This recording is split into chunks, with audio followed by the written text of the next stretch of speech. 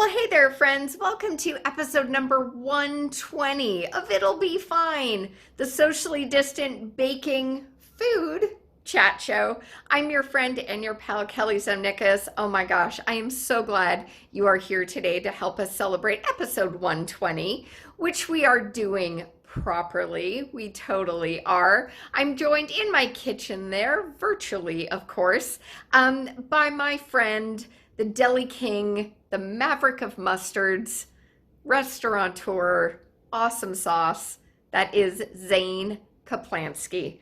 Oh my goodness. I'm so glad Zane is on the show today. And we are also joined by the very talented, the beautiful, the wonderful Zane's bride, Willa Bradshaw. Willa is also on the show today, and I am just stoked to have them both in my kitchen virtually to do one of my favorite dishes ever, the Knish. Oh my goodness. Friends, we're making Knish today. Zane is showing us how he does this at home in Tofino, BC.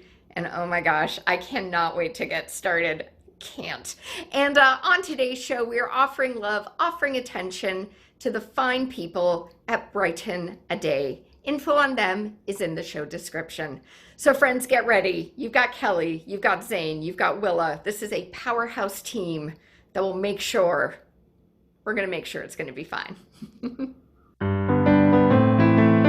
be fine. It'll be fine. It'll be fine. It'll be fine. Because, you know your stuff. This feels extra special. And this is episode 120. I have now done 120 episodes of my little baking show. So Wow. I put up streamers. A little bit differently than the one that I sent you, because the one I sent you is vegetarian friendly. Yes. And I cured a brisket and I roasted it, so I made a pastrami. And so the classic deli recipe that I've always made was a smoked meat Knish. We're not doing smoked meat, we're doing pastrami. So we did a pastrami, we're doing a pastrami Knish today. Amazing. And just for the sake of timeliness, we made the gravy ahead of time. So I can describe how the gravy got made. And it's a very classic gravy recipe, but this one uses the pastrami with it. And what's really amazing about this too is that I'm not sure I've ever actually demonstrated this to anyone before. And it's been 3 years since I've eaten one. So I'm really excited about the whole process, because this was one of my favorite inventions at the deli, this Knish recipe that I have. But also, What is there like a Coles Notes of like the history of the Knish? so the word Knish means stuffed, and that's just the sort of etymology. It's a Yiddish word. Yeah. Yiddish is, so you've heard of Jewish people called Yids. Yeah. Yid is just the Yiddish word for a Jewish person. So the language Yiddish literally means Jewish. Right. It's an amalgam of Germanic and Eastern European languages, and it really is its own dialect. Yeah. So the word Knish means stuffed, and you can have, and we did have in the deli, potato Knishes, which is the one that I had suggested that you could make. Yep. We did smoked meat Knish, and we're doing a pastrami version of that today, because I don't actually own a smoker here in Tofino, but I do have an oven, so I could make pastrami.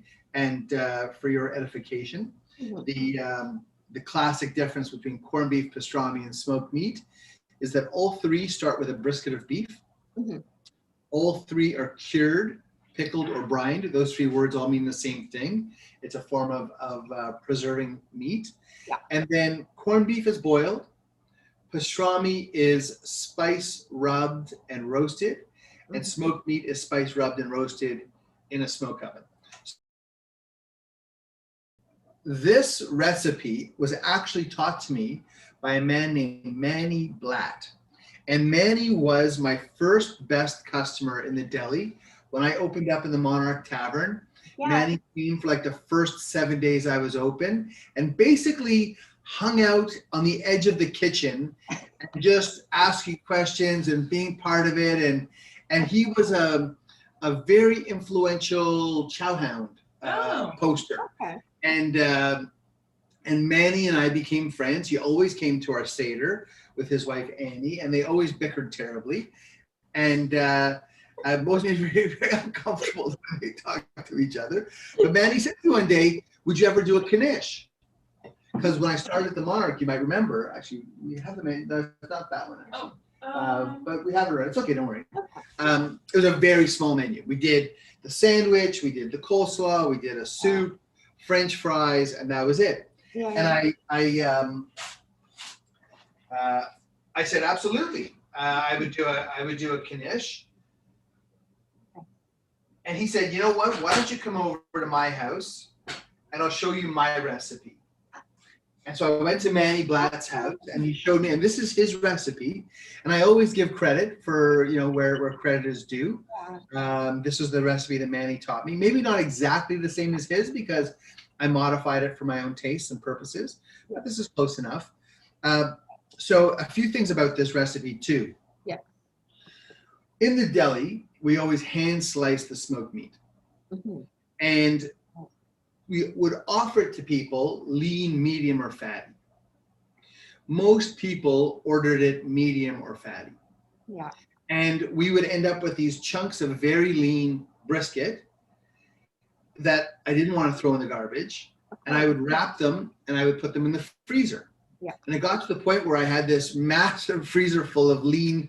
And I said to my friend Jesse Valens, who's the chef at the Maple Leaf Tavern and one of the most talented chefs in Canada, I've got a lean meat problem. What should I do? So Jesse says, we should do a smoked meat gravy. And we also did the smoked meat Knish. We put that stuff in the split pea soup. We put it in the cabbage borscht. We put it in the burger. We put it in the hash. We got rid of our lean smoked meat problem very quickly. And so this is also a tribute to Jesse, and it's also a tribute to the way restaurant life works, where you never want to throw anything out. You always want to use all the pieces that you have. We made this wonderful smoked meat gravy, which was one of the signature items that we always had in the restaurant. Yeah. It was unique to us because it was our own smoked meat. Mm-hmm. And essentially what this is schmaltz fried onions. Okay. Schmaltz being? Chicken fat. Thank you. That's been cooked with an onion already. Exactly. So it's not just chicken fat. It's chicken fat that's been simmered with an onion in it. Okay. And so yesterday, we've been cooking for 2 days for you, Kelly. This is a thing. So we started with chicken necks and backs that we roasted in the oven to render the fat. And then we put the chicken fat in this pan with some slices of white onion, yellow cooking onions, to make schmaltz. Yep. And then we took our pastrami that we'd made last week, pulverized it in our kitchen processor with the blade so that it's all very malleable. And then we put that in, so saute the onions with schmaltz, add the meat, a little bit of flour, some diced rosemary, a little bit of black pepper, and then the flour just thickens it up, so it's a really nice consistency. It's crazy how gelatinous. I don't know how well the camera's going to pick this up, but it's not liquid. Okay, yeah, it's very jello-like. Yeah. There's a very famous Yiddish dish called pachat, which is. It's essentially garlic jello, and they use a cow's foot, but in this case, the chicken bones has given the chicken stock its gelatinous texture, and it has a layer of schmaltz floating on top as well, which always adds flavor. Schmaltz is the classic Jewish cooking medium, Okay. just like olive oil is to Italian cuisine and ghee is to Indian food, schmaltz is to Jewish food. Can you put that in the fridge, Yeah. please? Yeah. And it really does give it that extra texture Yeah. and flavor, and makes it just like your bubby made it or my bubby made it. Roasted off some garlic. Perfect. All we did was take a whole bulb of garlic, coated it in some olive oil, put it in some tin foil, put it in the oven for an hour, and then it's really nice and squishy. And the recipe that Manny taught me was quite simple. So we've had the oven preheating at about 325 to 350, somewhere in that range. We're gonna dice up the rosemary. I can do it if Yeah, you you're want. better at that. Why don't you take the sheets of puff pastry out of the fridge? So puff pastry sheets, don't make it at home. It's a lot of work. No. I wouldn't even dare. I'll tell you also, we boiled 4 potatoes, and then we put them through a potato ricer. And a potato ricer, can you grab us? It's there. Oh, very fresh. Look at that. So this is it's a Oh, device it's got all these little holes, and so when you put the boiled potato through it, it turns it into. It looks like rice. it almost looks like a large, like, garlic mincer. Exactly what it looks like. Absolutely. And the holes are what makes it a little bit different than a garlic mincer. And typically when you use that device, the skin from the potato will come off. I always add it back in. I like the skin from the potato in mashed potatoes. I like the texture. I like the flavor.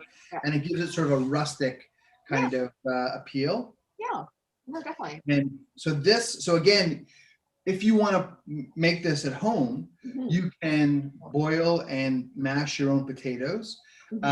This is just potatoes. That's all it is. When we mix it with the meat, it'll take on that extra texture, and we're going to add the roasted garlic in there as well, and we're going to add this rosemary too. I'm really not much of a baker. It's not something that's really come naturally to me. I sort of blame an early childhood baking trauma that I had, where Tell us, Zane, was- what happened? you have a minute? Yeah. I was 6 years old, and there was a bake sale at the school, and my mother had my brothers David, Mark, and myself each make a baked item that we would, give to the school to sell at the bake sale to help them raise some money. Yeah. And you ask a 6-year-old what you want to bake. My favorite thing is chocolate cake, and so she wanted me to do it independently, which is great. And my little 6-year-old eyes transposed the salt and the sugar quantities. So instead of a teaspoon of salt and a cup of sugar, I put in a cup of salt and a teaspoon of sugar. Oh, the baking story. So Zane, can you look at a chocolate cake now, or do you get PTSD? No, it's a good question. And it's funny because for years I'd be like, yeah, I don't bake. I'm not a baker. Yeah. And so I've always had this internal dialogue with myself about why I don't bake. And then I remembered that story, and I think that's probably the source of it. The other thing is too that and you'll see this is kind of like a chef's recipe in the sense that, and Willa loves the fact that I don't use recipes. It drives me insane because Willa's a baker. I want to help, but I feel like it's like, well, how much of this and how much of that? I feel like I need permission for everything I add because I feel like I'm going to get it wrong if I don't know the measurements. No, I'm with you 100%, Willa. I need a recipe. Everyone's had their traumatic philo experience. Are we unroll it? Yeah, so you're going to open it up entirely. Okay. Okay. And it's a very simple recipe in the sense that once you create your filling, and we, as I say, at the deli, when we first started, and we always had a potato knish as well as a smoked meat knish. Yeah. And for a time, we also did a chopped liver knish. And you could literally stuff anything you wanted inside of your own Yeah. Knish concoctions. Plus, don't you love the word Knish? It is a great word. Like for each episode of the show, I put the name of what we're doing on the fridge. And I think I just want to leave Knish on my fridge. Yeah, it's a great word. It's a classic, like K-N together. It sounds funny, you know, it sounds like humorous. Yeah. And like for a word that means stuffed, like I always assume stuffed means full. You know, like Knish. Like I'm feeling Knish right now. Yeah. You know? I might start using that. And people Well, it's funny, we have friends in Newfoundland who own a restaurant called Chinched. And Chinched is Newfoundland slang for being full. So I think, or being stuffed. Yeah. So I think that this is an appropriate word. I'm gonna add a little bit of extra salt to this. Perfect. Right. I'm gonna add a little bit of extra pepper. But remember too that the pastrami is cured, so it's got salt in it, and it's also got our spice rub in it too. Okay, so we've kind of made it into Perfect. a rectangle. Do you want the other one on top of this one? No. So we're gonna put this in the middle, and then we're gonna fold I see. Okay. the dough around it, Got it. and This is the first time I've made it too, so this is This is awesome. I've never this is not a dish that I make very often. Obviously, I haven't made it since we closed the deli, and so we'll use half of this for one and half for the other. Love it. Just the egg wash, and the egg wash is going to give it a nice sheen. Yeah. And remember too that everything is, except for the dough, is cooked. So the meat is already cooked. The potatoes are already boiled. So really, all we're doing is getting the puff pastry to cook up and puff up nicely. Perfect. And there isn't any, food safety worries or any other issues once the pastry itself is cooked. And how long do you cook it for?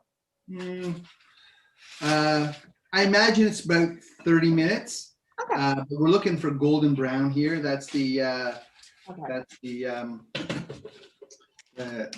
color scheme that we're looking for, and Awesome. Yeah, this one's not going as well as the last one. Tricky little thing. Yeah, completely. I have faith in you, Willa. Okay, You got this. You can do it, Willa. I don't know. Can you just roll it out longer? Like, is that a thing? You could. I mean, Would it could. still puff up? I imagine. I mean, I'm not. That's the thing. Is I'm not a baker. Like all of this is like okay. I remember giving one of my cooks a hard time when he was arranging the pickles on a pickle plate, and I'm like, just put the fucking pickles on a plate. It's a pickle plate. It's not a work of art. It's just fucking pickles. And that's like. This is going so badly, Zane. I forgot to put the onions inside. Oh I don't want the onions for. This one has no onions. I forgot to put the schmaltz fried onions in here. Oh my goodness. Well, So see, these- good thing I took so long. no. Oh my gosh. Those are onions. Yeah, those are onions fried in schmaltz, and they taste like candy. Yeah. Why was it in the deli then if it wasn't? It was just more. It was just more like the only issue is that the puff pastry sheets that we use in the deli were bigger than this, and so it was. You do what you need to do. Okay. And so it came out like a. Like a wider thing. Yeah, exactly. So Nice. every slice was longer than these will be. If we cut it the same way, these would be smaller. Right. But it's fine. Like it's better than fine. And Oh yeah, that. Wow. Those onions smell really good. it's so good. Okay. Yeah, this one's gonna be slightly more full, I think. Yeah. That's okay. Deli portion control and making sure that every piece was as close to the same as possible. And Yeah. it's one of the challenging parts about not being a recipe-oriented person when you own a restaurant, which is that you need to be able to communicate to other people how to do these things. Absolutely. Big chicken bean. Yeah. Yeah. Yeah. And I recently found a hard copy of the original recipe book that Chris Chipman, who was my first manager at the Monarch Tavern, put together, because it's impossible to cook with me because I don't do recipes. I just, a little of this and a little of that, and tastes like this and tastes like that. With the whole recipe thing with you, Zane, I do have to ask, when you did Diners, Drive-Ins, and Dives, how did like, do you have to give the recipe to the show beforehand, or how did that?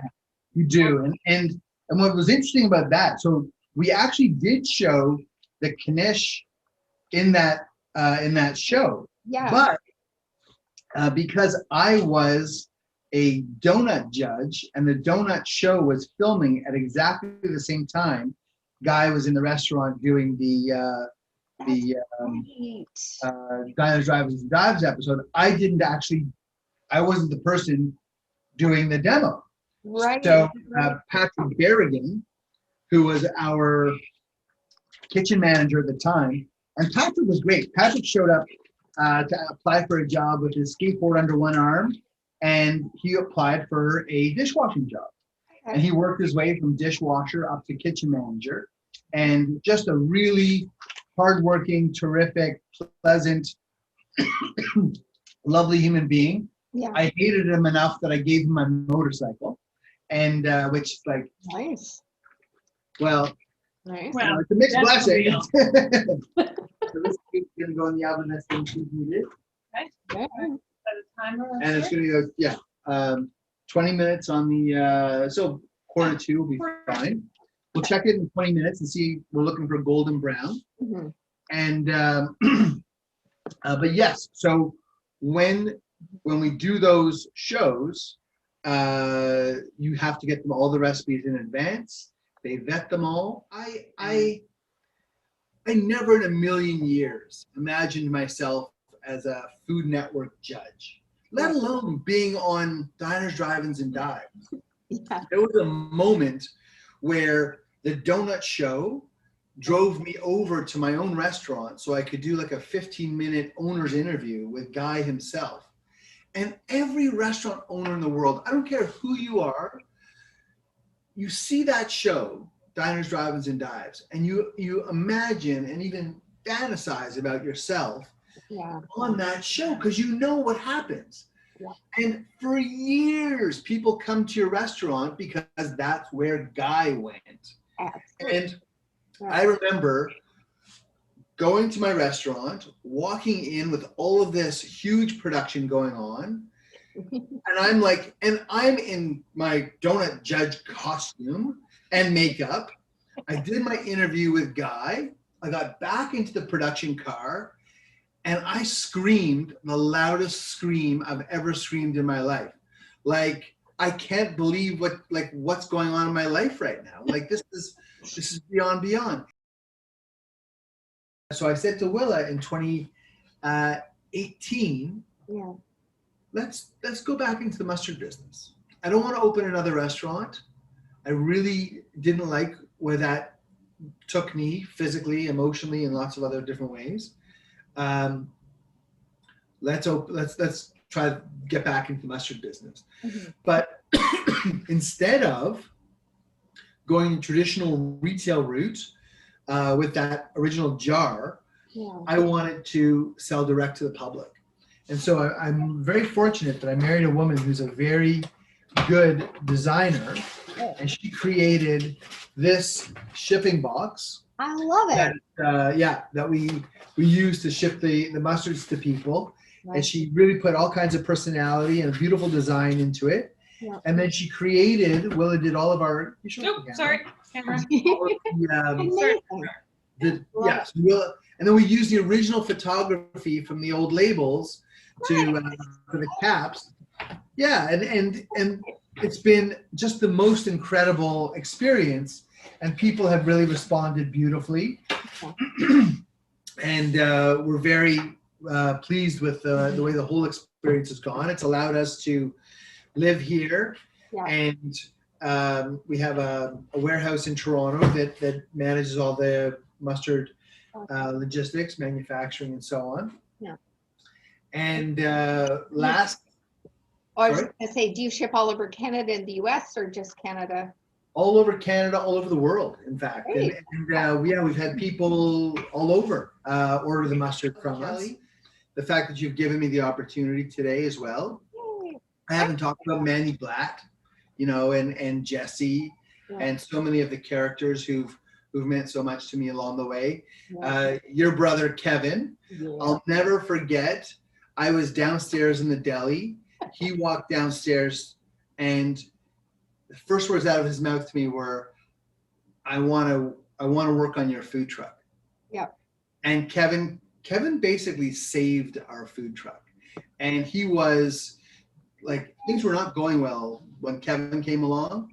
And so he was a huge part of that ride as well. Restaurant, you're always bringing in different people from different walks of life, and you don't know who's going to bond together and make that match. Like, I would always love it whenever I was waitressing at the Patrician Grill in Toronto, and you would come by, and whenever another, you know, restaurant owner would come to the diner, and then you'd share stories. Like, that's one of my favorite parts of food, is how it just connects, like, all these different. So much about the business from Terry. Yeah. You know, and part of it is how to say no, because I've always thought that the hospitality business is the business of yes, finding a way to take care of people. Mhm. But there's also a reality that you can't say yes to everyone and everything always. Yeah. And Yeah. you have to find a way to be able to do things in a way that satisfies the person that you're trying to satisfy, as well as the person after them who also has their own expectations. And it's one of the important lessons that I've learned in my maturity, that you have to be able to set healthy boundaries. You have to be able to say, you know, this is what I can do, and this, I'm sorry, I can't do. Yeah. Yeah. Just Terry's great for that. Of like, I remember hearing him on the phone with people wanting to shoot for a commercial, because it's got such a vintage look. It's a time capsule. It is. Yeah. And Terry's very easily, no. Terry's got no problem. I remember somebody in the Patrician saying to Terry, can I get extra pickles on my burger? And he said, I'll give you one.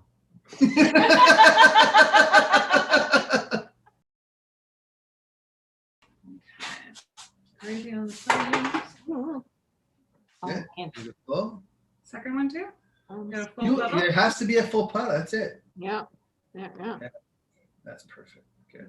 Okay. Excellent. And what do you think? About one of those? Yeah, I think so. Bigger or smaller? We'll do that, and need more. We'll. Oh, hello. Oh, Nelly. Oh, that looks good. So well, I guess one is enough for now. One's enough for the. Oh, that looks There we go. And if you want to even fancy it up, you can leave it. Oh, look at that. It's Oh, like- look at that. Yay.